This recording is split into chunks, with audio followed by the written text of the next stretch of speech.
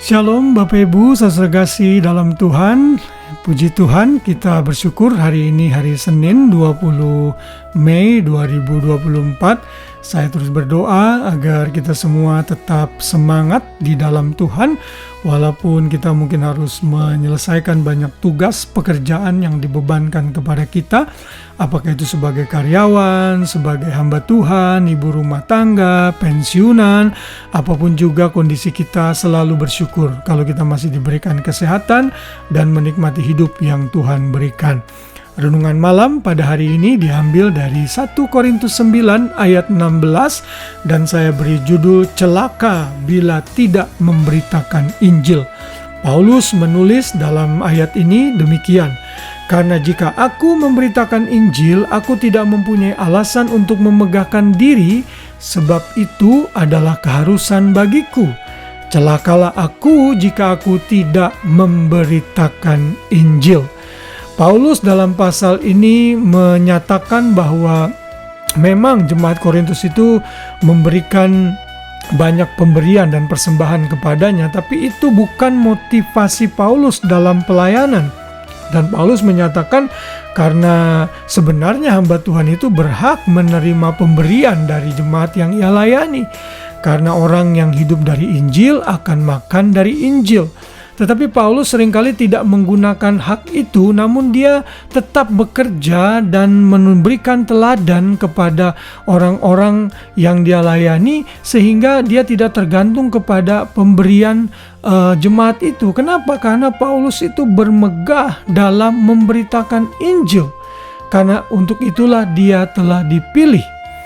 Dalam ayat 14 Paulus mengatakan demikian pula Tuhan telah menetapkan bahwa mereka yang memberitakan Injil harus hidup dari pemberitaan Injil itu. Tetapi aku tidak pernah menggunakan satupun dari hak itu. Aku tidak menulis semuanya ini supaya aku pun diperlakukan juga demikian. Sebab aku lebih suka mati daripada sungguh kemegahanku tidak dapat ditiadakan siapapun juga.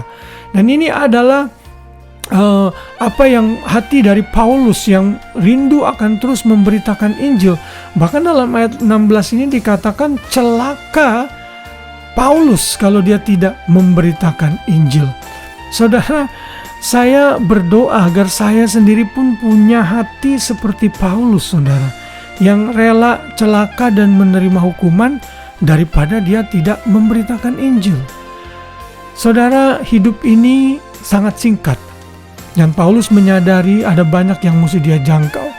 Karena itu tugas dan panggilan dia adalah memberitakan Injil. Dan sebagai orang percaya, kita semua memiliki kewajiban untuk memberitakan Injil, menyingsingkan lengan baju, dan mulai melangkah dengan keberanian untuk menyatakan kebenaran Injil kepada orang lain yang belum diselamatkan.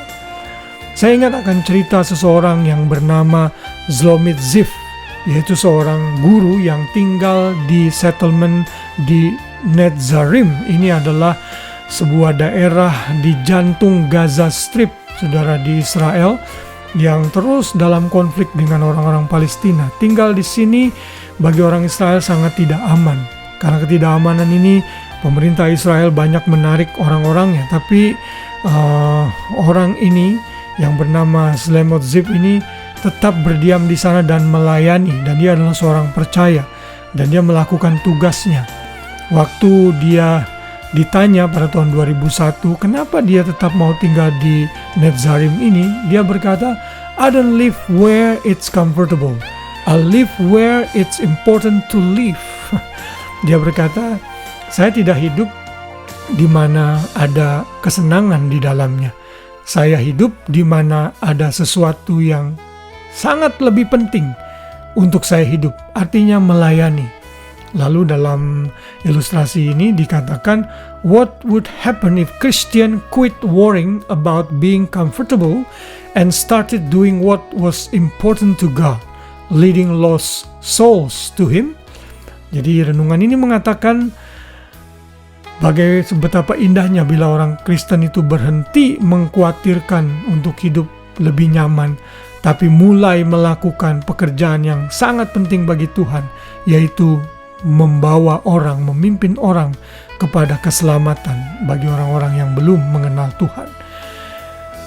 Ilustrasi ini sangat cocok dengan apa yang Paulus katakan. Celakalah aku kalau aku tidak memberitakan Injil. Mari kita tidak menjadi orang yang diperhitungkan orang yang celaka, karena kita tidak mau memberitakan Injil.